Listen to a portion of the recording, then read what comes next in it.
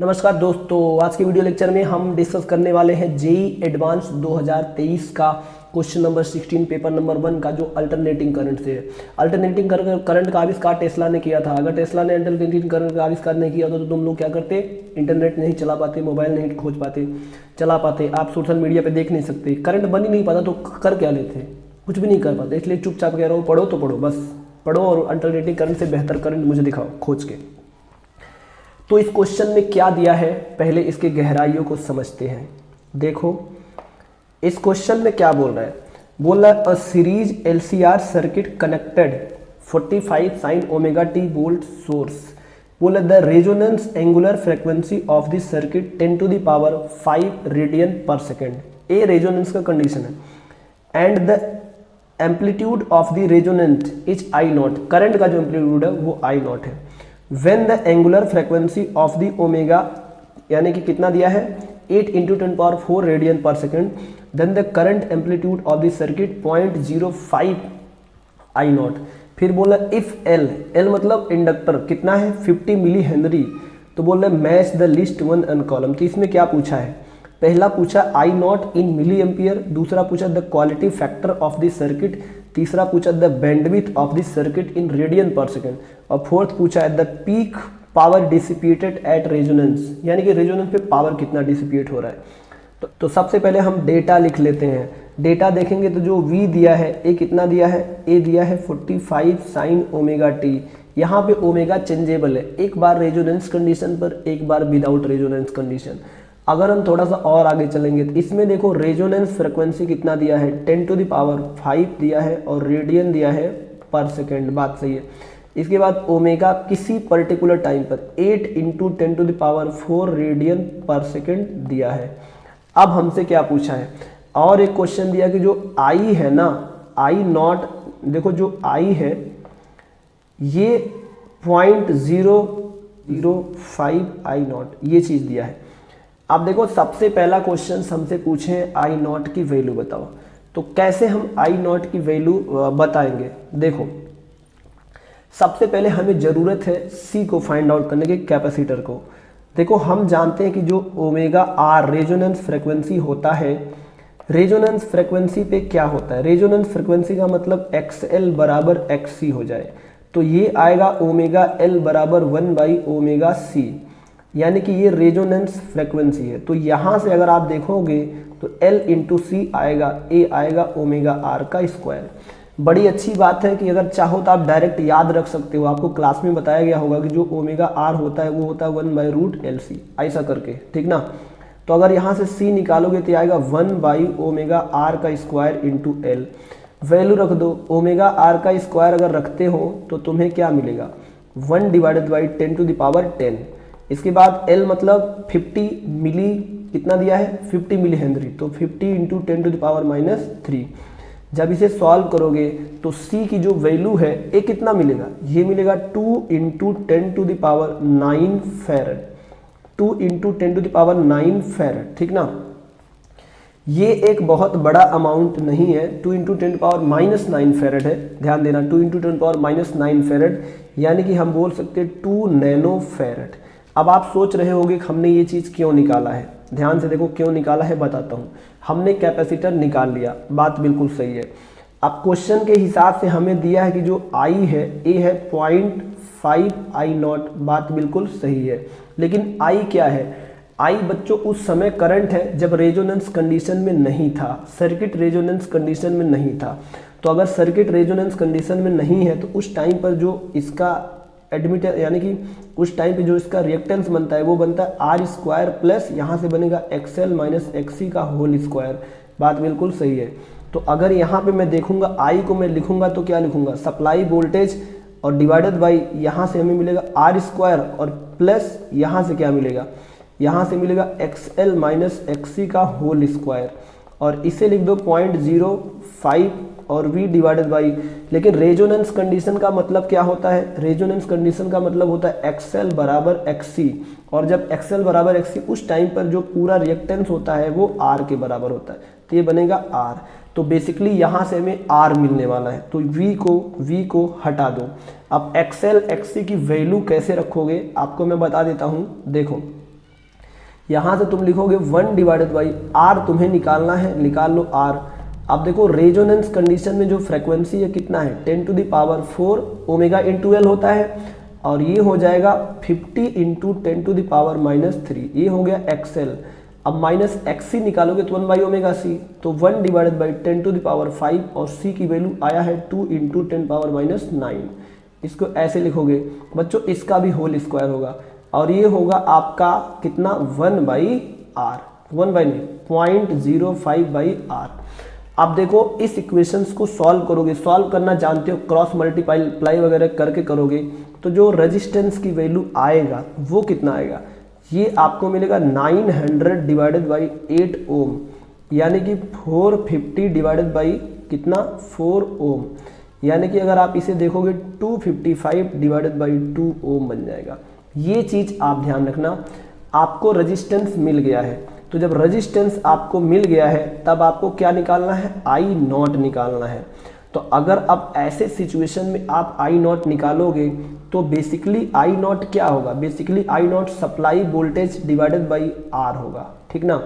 लेकिन प्रॉब्लम यहाँ पे ये है कि सप्लाई वोल्टेज कितना है, सप्लाई वोल्टेज को हमें जो है कितना लेना है, प्रॉब्लम यही है। तो सप्लाई वोल्टेज आपको 45 लेना है, क्योंकि मैक्सिमम करंट है तो मैक्सिमम वोल्टेज लेना पड़ेगा। यहाँ पे आप VRMS कभी नहीं लोगे, अगर आप VRMS लोगे तो आपका दिक्कत आ जाएगा, तो उसका मतलब RMS करंट आपने निकाला, तो ये है 45, और इसे लिखोगे 225 बाई 2, तो ये देखो कितना आएगा।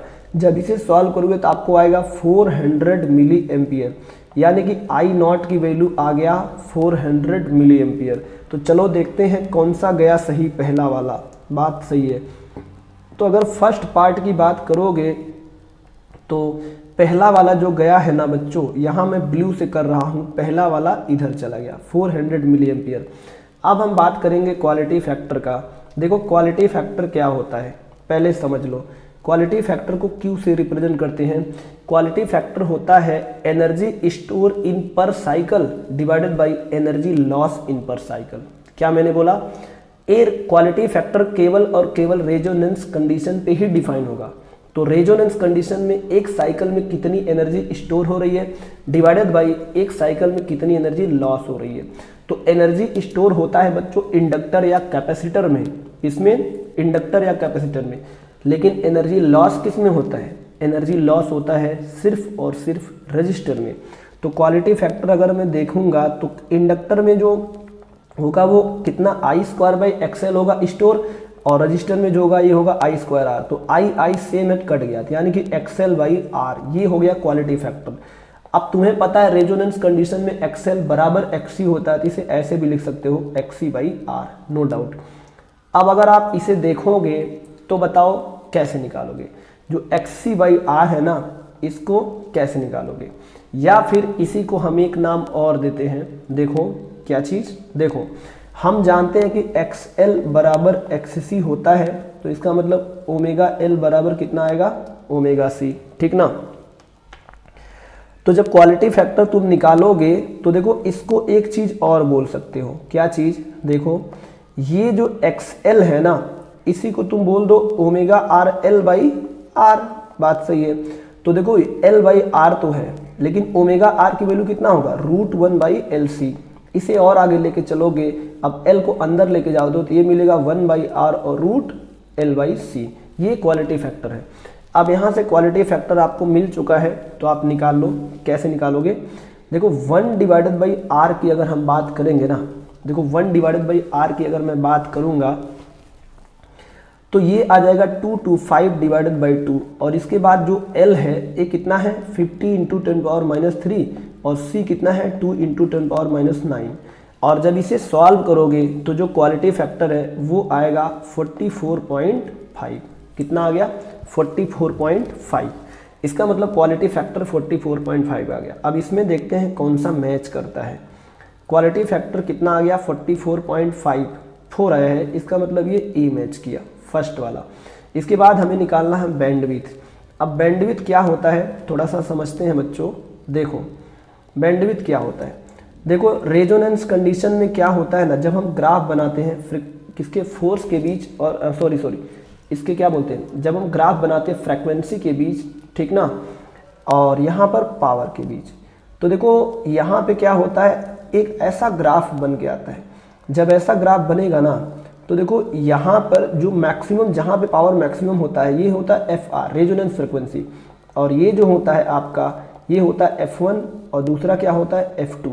तो F1 और F2 वो फ्रिक्वेंसी है जहाँ पे मैक्सिमम पावर का आधा मिले, यानी कि अगर यहाँ पे पावर तुम्हें मिल रहा है P max, ठीक ना, तो यहाँ पे पावर कितना मिलेगा, ये मिलेगा P max बाई 2।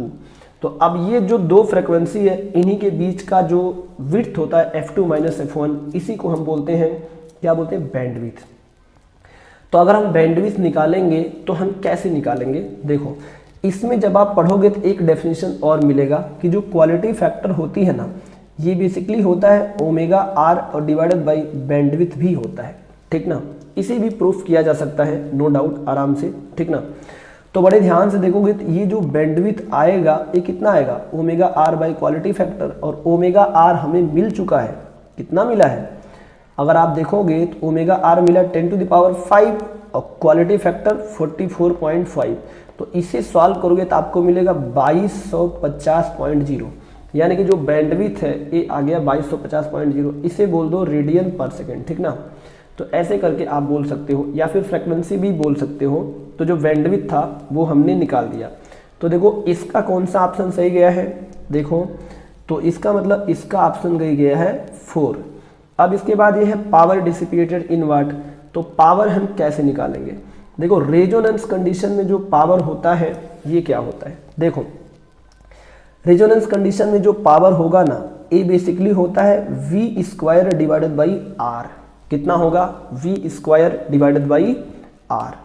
तो अगर इस हिसाब से देखोगे तो बताओ V की वैल्यू कितना है, 45 का स्क्वायर, और R की वैल्यू कितना है, 225 बाई कितना है, ये आपका मिलेगा 225/2, ठीक ना। तो जब इसे तुम सॉल्व करोगे कि कितना आएगा, ये आएगा 18.4 वाट। कितना आएगा, 18.4 वाट। अगर हम थोड़ा सा और गहराई में देखेंगे तो इसका जो आंसर है, तो आपका जो ऑप्शन करेक्ट है वो बी फॉर बॉल है। देखो दोस्तों, ये तो हमने डिस्कशन आपको बताया है कि जेईई एडवांस में पूछा क्या है। अब अगर मान लो इसी क्वेश्चंस को घुमा करके पूछते हैं, कुछ इसी डेटा, गिवन डेटा के बेस पे कुछ और पूछते हैं, तो हमसे क्या क्या पूछ सकते हैं, चलो उन सारी बातों को हम डीप में स्टडी करेंगे, ठीक। पहला चीज हम रेजोनेंस कंडीशन की बात करेंगे। रेजोनेंस कंडीशन यानी कि हम बात करेंगे रेजोनेंस का। तो जो रेजोनेंस कंडीशन दिया है, इसमें ये पहला चीज हमसे पूछ सकते हैं कि बताओ फ्रीक्वेंसी कितना है, रेजोनेंस फ्रीक्वेंसी। तो देखो हम जानते हैं जो ओमेगा आर है ये 10⁵ है, और यही होता है 2πf। तो जो रेजोनेंस फ्रीक्वेंसी आएगा कितना आएगा, ये आएगा 10⁵/2π, यानी कि हम यहाँ से लिख सकते हैं 5/π × 10⁴ हर्ट्ज। कितना ज़्यादा है, पहला सवाल ये पूछ सकता है। इसके बाद देखो हमसे यहाँ पे इसका टाइम पीरियड पूछ सकता है। तो रेजोनेंस पर जो टाइम पीरियड बनेगा वो कितना बनेगा, 1/fr। तो कितना बन जाएगा, ये बन जाएगा π/5 और × 10⁻⁻⁴। पहला, दो सवाल ये पूछ सकते हैं। इसके बाद देखो क्या पूछ सकते हैं, देखो रेजोनेंस कंडीशन पे XL बराबर XC होता है, उसकी वैल्यू। तो देखो XL बराबर XC रेजोनेंस कंडीशन पे होता है, और इसकी वैल्यू हमने निकाला था, ये होगा ओमेगा R × L, या फिर यहाँ से कितना होगा 1/ωc। तो यहाँ से आप रख करके निकाल सकते हो, ठीक ना, नो डाउट, ये पूछ सकते हैं। अब देखो अगर इतना समझ गए हो तो सबसे पहली बात इसमें और पूछ सकते हैं कि फेज एंगल कितना है। हमें पता है रेजोनेंस कंडीशन पर जो tan phi बनता है वो कितना बनेगा, वो बनेगा XL - XC divided by R, और ये 0 बनेगा, यानी कि फेज एंगल 0 होता है। और आपने पढ़ा भी होगा रेजोनेंस कंडीशन पर फेज एंगल 0, क्योंकि इसका जो फेजर डायग्राम बनाऊंगा तो देखो ये बनेगा तो R, और ये कितना बनेगा XL, और ये कितना बनेगा XC। अब जो XL है ये XC के बराबर है, तो कैंसिल हो जाएगा, तो बचेगा कितना, 0। तो फेज एंगल आपका 0 आएगा, यानी कि नेट रिएक्टेंस इधर आएगा। तो ऐसे सिचुएशन में अगर फेज एंगल 0 आ गया है, ध्यान से देखो फेज एंगल 0 आ गया है, इसका मतलब ये हुआ कि XL बराबर XC हो गया। अगर XL बराबर XC हो गया है, बात बिल्कुल सही है, तो हमसे ये पूछा जा सकता है कि अब मुझे एक बात बताओ, इसमें क्या पूछा जा सकता है, ध्यान से देखो, इसमें हमसे पूछा जा सकता है VCL बराबर VC, ये बताओ कितना है। क्योंकि इसी सिचुएशन पे हम देखते हैं कि जो अब इसमें पूछा जा सकता है वोल्टेज बताओ VL VC, तो देखो रेजोनेंस कंडीशन में VL बराबर VC होता है और ये होगा I टाइम्स XL, ठीक ना, यही होगा कितना I times XC। XL XC पता है लेकिन I नहीं पता है। अगर हम देखो इस कंडीशन में मान लो हमसे पूछता है करंट, तो करंट हम जानते हैं करंट कितना होगा I नॉट, और यहाँ से sine omega T plus five या माइनस फाइव जो भी हो, लेकिन प्रॉब्लम यहाँ है फाइव की वैल्यू 0 है। तो जो करंट आया है अभी ये आएगा 400 मिली एम्पियर जो हमने निकाल लिया था, और यहाँ से आएगा साइन 10 टू द पावर कितना 5 इंटू टी, ये आपको करंट मिलेगा। अगर करंट मिल गया तो यहाँ से अब XL बराबर XC निकालना बड़ा आसान है, लिख लो omega into omega L I निकाल लो, मिल जाएगा, या फिर लिख लो कितना I divided by omega C, दोनों सेम ही आएगा। तो यहाँ से आप ये भी निकाल सकते हो करंट। अगर इसका फेजर डायग्राम बनाओगे तो फेजर डायग्राम देखो क्या बनेगा, ये आपका V होगा और ये VL होगा और ये VC होगा और ये दोनों आपस में बराबर होंगे ताकि कैंसिल हो जाए। तो ऐसे सिचुएशन में जब लिखोगे तो जो अप्लाइड वोल्टेज ये VR होगा, ठीक ना, और प्लस VL माइनस VC का J कैप यही होता है। लेकिन प्रॉब्लम ये है कि ये दोनों बराबर है तो 0 हो जाएगा, यानी कि जो सप्लाई वोल्टेज है वो VR पे चला जाएगा टोटल, ठीक ना। तो इसका मतलब हमने यहाँ पे सप्लाई वोल्टेज भी निकाल लिया है, ठीक ना। अगर इसका करंट का फेजर डायग्राम बनाओगे तो करंट का फेजर डायग्राम भी वही होगा, इधर होगा नेट करंट और इधर कितना होगा IL, इधर होगा IC, और ये दोनों आपस में कैंसिल हो जाएगा। सारी बातें हमने जो है निकाल लिया है। रेजोनेंस पे पावर निकालने के लिए हमसे क्वेश्चन में ही पूछा था, तो नो डाउट उसे हमने ऑलरेडी जो है कर लिया है। अब इसमें और क्या पूछ सकता था, हमने करंट का इक्वेशन भी आपको जो है बता दिया। रेजोनेंस कंडीशन में जो करंट का इक्वेशन बनेगा वो कुछ इस तरह से बनेगा। वोल्टेज वगैरह एवरीथिंग हर पॉइंट को हमने डिस्कस कर दिया है। अब देखो इसमें और क्या पूछ सकता था, इसमें पूछ सकता था कि मुझे बताओ बैंडविड्थ, तो हमने निकाल लिया। अब एक फ्रीक्वेंसी F1 और एक फ्रीक्वेंसी F2 बताओ। जैसा कि अभी डिस्कशन के टाइम मैंने आपको बताया था कि रेजोनेंस कंडीशन का जो ग्राफ आता है, ये फ्रीक्वेंसी, एक फ्रीक्वेंसी इधर बोलते हैं F1, एक फ्रीक्वेंसी इधर बोलते हैं F2। ये फ्रीक्वेंसी मुझे बताओ और ये करंट क्या है I नॉट मान लो, पावर जो भी मान लो। देखो तो अगर हमें फ्रीक्वेंसी निकालना है तो देखो F1 जो होगा ना, ये कितना होगा, F1 होगा माइनस R बाई 2L और प्लस यहाँ से कितना मिलेगा R square by 4L square plus 1 by LC। अब इसी LC को तुम ओमेगा R भी लिख सकते हो, ओमेगा R का स्क्वायर भी लिख सकते हो। देखो 1 बाई LC की जगह ओमेगा R स्क्वायर भी लिख सकते हो जैसा कि बताया था। और F2 लिखोगे तो R बाई 2L और प्लस अंडर रूट कितना होगा R square by 4L square plus 1 by LC।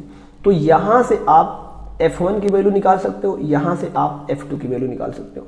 और F जो है हमने ऑलरेडी निकाल लिया है। कहाँ पे निकाला है, देखो यहाँ हमने जो है F निकाला है ना, ये आपका F था।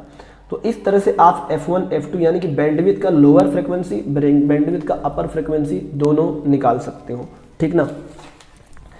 अब अगर हम फेज एंगल देखेंगे तो पावर फैक्टर जैसा कि फेज एंगल यहाँ पे 0 आया था, तो पावर फैक्टर cos फाई कितना आएगा 1 आएगा, कोई दिक्कत नहीं है। पावर फैक्टर cos फाई कितना आएगा 1 आएगा। तो पावर भी हमने निकाल लिया था। अब देखो अगर RMS से निकालना हो, VRMS से निकालना हो, सब कुछ कर सकते हो, कोई दिक्कत नहीं है।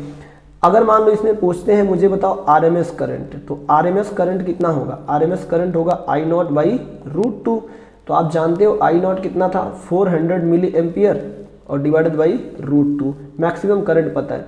अब एवरेज करंट निकालोगे तो एवरेज करंट होता है 2 I नॉट बाई पाई, यहाँ से ऐसे लिख सकते हो।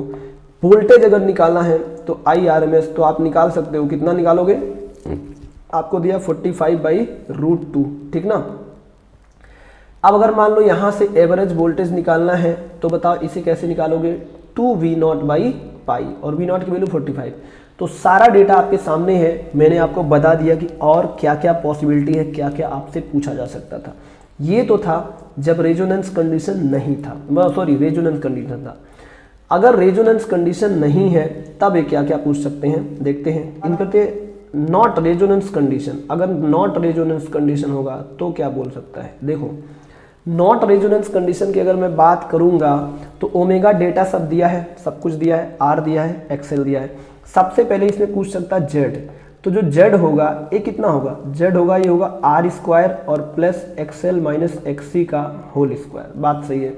और ये जेड कहाँ से निकालोगे, आर तुम्हें पता है 2/5/2 का होल स्क्वायर, और अगर एक्सएल निकालोगे तो आपको ओमेगा लिखना पड़ेगा नॉट रेजोनेंस कंडीशन वाला। वो कितना होगा 8 × 10 पावर कितना 4 और इंटू एल कितना है बोलो तो ए है 50 × 10 पावर -3 और -1/c कितना है 2 × 10 पावर -9 और ओमेगा कितना है 8 × 10 पावर 4।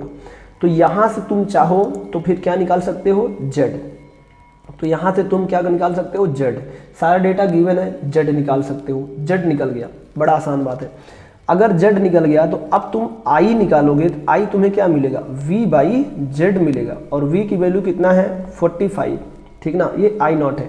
और यहाँ से जेड की वैल्यू यहाँ से कैलकुलेट की हूँ, आपको आई नॉट मिल जाएगा। मैं कैलकुलेट नहीं करने जा रहा हूँ, सिर्फ बता रहा हूँ।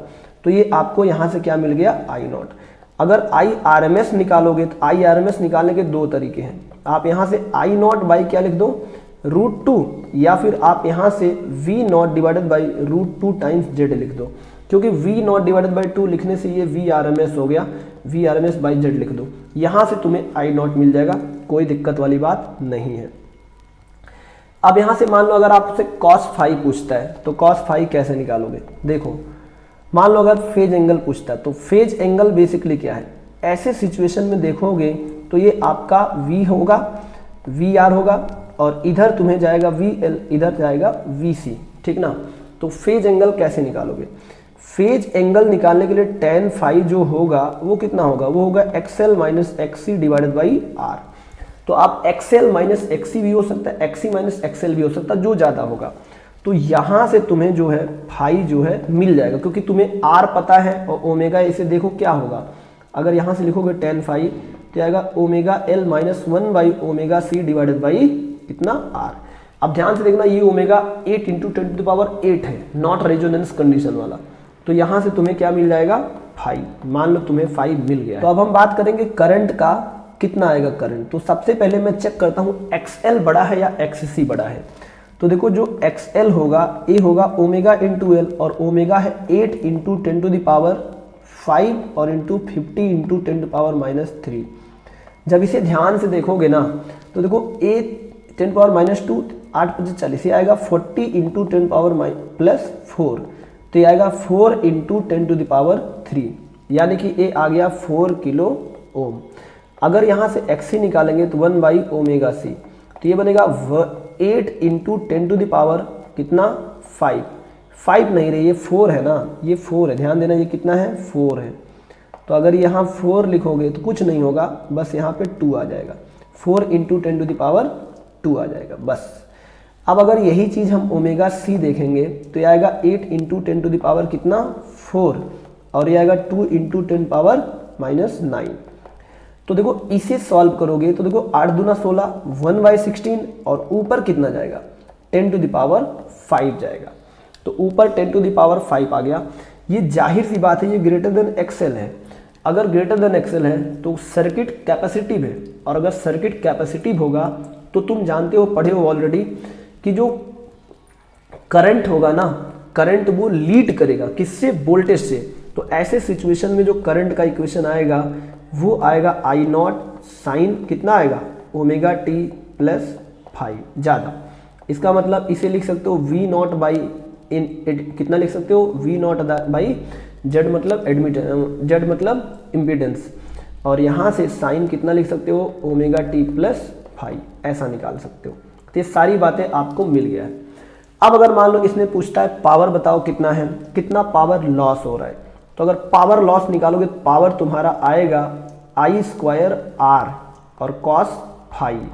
तो I² R हमें पता है कितना होगा V0² divided by Z² into R cos phi, और cos फाई तुम जानते हो, cos फाई क्या होगा, चलो बता देता हूँ। देखो जैसे cos फाई क्या होता है, जैसे मान लो ये R है और ये होगा XC माइनस XL, तो ये कितना होगा, ये जेड होगा और जेड होगा आपका R square plus XC minus XL का होल स्क्वायर। तो cos pi R divided by Z है बेसिकली, ठीक ना। तो यहाँ से देखो आपको मिलेगा V naught square divided by यहाँ से Z square into R divided by R by Z. तो बेसिकली अब इसका वैल्यू फिलअप कर दोगे आपको पावर मिल जाएगा। और भी इसमें बहुत सारी बातें हैं जो डिस्कस हम कर सकते हैं, लेकिन इतना काफ़ी है। देखो मैंने आपको हर पहलू से रिलेटेड सारी बातों को डिस्कस किया है, बहुत मेहनत किया है। तो वीडियो को एक लाइक तो बनता है, ज़रूर लाइक करो और अपने दोस्तों को भी शेयर करो ताकि उनका कॉन्सेप्ट अच्छा से अच्छा बन जाए, ठीक ना। सभी साथियों को बाय बाय।